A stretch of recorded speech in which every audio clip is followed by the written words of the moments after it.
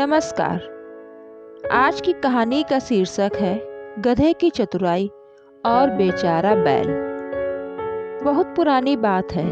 एक किसान के पास 2 बैल और एक गधा था। वह उन्हें बेहद प्रेम करता था और बदले में जानवर भी ऐसा ही करते थे।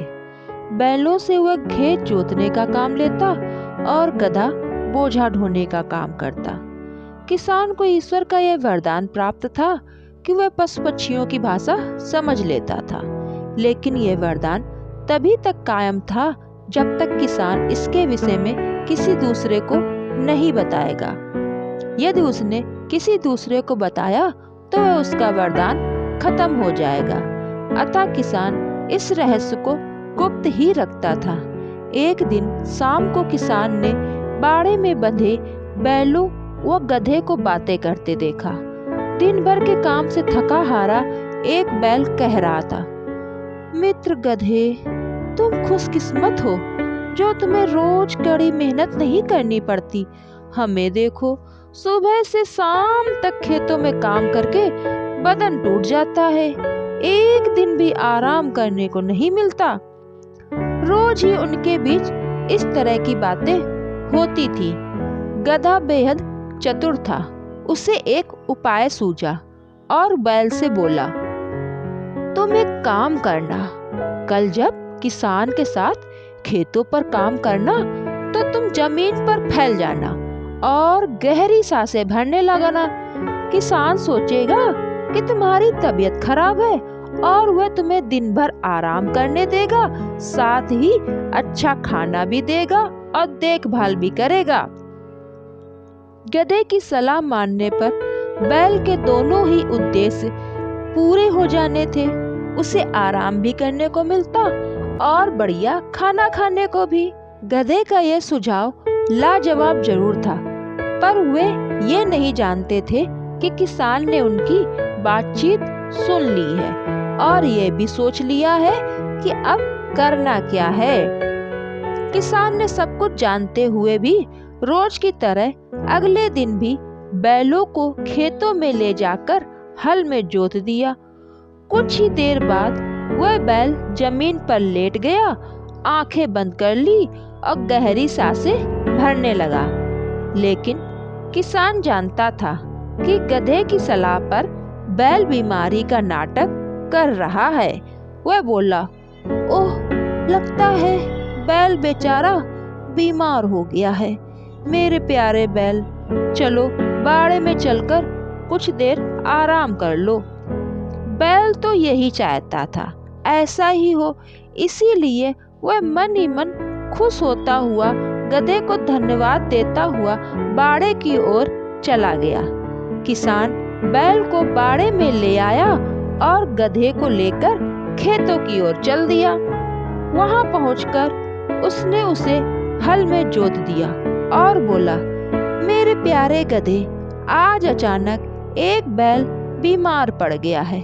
ऐसे में तुम्हारा फर्ज बनता है कि उसकी जगह तुम हल खींचो और अपने मालिक की सेवा करो। दिन भर गधा बेचारा हल में जुटा रहा। गधे ने पहले कभी हल चलाया नहीं था, सो वह थककर चूर हो गया। शाम को जब गधा बाड़े में पहुंचा तो गुस्से से उबल रहा था। उसने बैल से कहा, सब तुम्हारी वजह से हुआ है। जवाब में बैल ने क्षमा मांगने के बजाय कहा, अच्छा सुझाव देने का शुक्रिया, आज तो मजा ही आ गया। देखो, अच्छी तरह खा पी लेना, क्योंकि कल भी तुम्हें हल में जुतना पड़ सकता है। बैल का ऐसा व्यवहार देख गधा हक्का बक्का रह गया। उसने सपने में भी ऐसी आशा नहीं की थी। वह बड़बड़ाया, तुम्हें सलाह देने की मुझे भारी कीमत चुकानी पड़ रही है। ऐसा सोचते हुए उसे एक और उपाय सूझा। फिर वह बैल के पास गया और गंभीर मुद्रा बनाकर उदास स्वर में बोला, तुम मेरे अच्छे मित्र हो, इसीलिए तुम्हारी जगह खेत में काम करने में मुझे कोई आपत्ति नहीं है, लेकिन लेकिन क्या मित्र? बैल ने पूछा।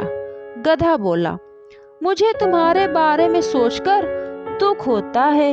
आज दिन में किसान अपनी पत्नी से कह रहा था कि वह तुम्हें बेच देगा, क्योंकि तुम बूढ़े हो चुके हो और काम भी नहीं करते हो। खाली बैठ तुम्हें खिलाना शायद उनके लिए घाटे का सौदा है, और किसी भी किसान के लिए ऐसे बैल का होना बेकार ही है जो खेतों में हल न चला सके। यह सुनकर बैल भौचक्का रह गया। उधर किसान ने भी दोनों की बीच बातचीत को सुन लिया और ठहाका मारकर हंसने लगा। उसकी पत्नी हैरान रह गई कि किसान अचानक ऐसे क्यों हंसने लगा। उसने कारण पूछा तो किसान बोला, क्षमा करना, मैं तुम्हें बता नहीं सकता कि मैं क्यों हंस रहा हूँ। इससे किसान की पत्नी नाराज हो गई और उसने जिद पकड़ ली कि मैं तो सच जानकर ही रहूंगी। जब वह नहीं मानी तो किसान ने कहा, चलो मैं तुम्हें बता देता हूँ, लेकिन एक बात कान खोलकर सुन लो। यदि मैंने तुम्हें यह बात बता दी तो यहीं पर मेरी मृत्यु हो जाएगी, इसीलिए कहता हूँ एक बार सोच लो। यह सुनकर किसान की पत्नी खामोश हो गई। उधर किसान को तो पता ही था कि क्या होने जा रहा है। वह मन ही मन मुस्कुराने लगा। अगले दिन किसान बाड़े में पहुंचा और गधे को अपने साथ ले जाने लगा। तभी खेतों में जाने के लिए बैल आगे आ गया। गधे की सलाह मानने में ही उसने अपनी भलाई समझी थी। गधे को अपनी योजना सफल होती दिखाई देने लगी। किसान ने भी राहत की सांस ली। 1-2 दिन में सब कुछ पहले जैसा हो गया। अब बैल व गधा दोनों ही अपना अपना काम करने लगे, क्योंकि गधे की सलाह गधे पर ही भारी पड़ गई थी। आप लोगों ने मेरे द्वारा यह कहानी सुनी। इस कहानी से हमें यह शिक्षा मिलती है कि हमें सामने वाले व्यक्ति का स्वभाव देखकर ही उसको सलाह देनी चाहिए। ऐसा ना हो कि उसको सलाह देने के पीछे हमें अपने ऊपर ही पछताना पड़े।